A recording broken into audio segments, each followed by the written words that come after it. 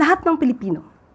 Hindi na natin kailangang makita kung anong reaksyon ng Pangulo dahil kahit sino man sa Pilipino, hindi magiging maganda ang pagtanggap, hindi matatanggap yung ganung paglalarawan sa mga Pilipino na bilang unggoy. Siguro meron lang tayo ilang opisyal na tanggap na sila yung unggoy, pero ang Pangulo ay hindi. Si Senator Risa Hontiveros urged Malacanang to summon the Chinese ambassador. Will the palace do it?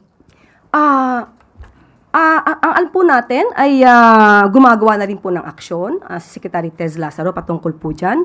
Kung ano po ang balak ng Senado, nasa kanila po yan at mandatory naman po nila na alamin ang mga pangyayaring ito at para maipakita din sa ating mga kababayan na kinukundina natin ang anumang pagmamaliit sa mga kapwa nating Pilipino. Pero si Presidente po, hindi ipatatawag yung Chinese ambassador. Si Secretary Tez Lazaro na po yan.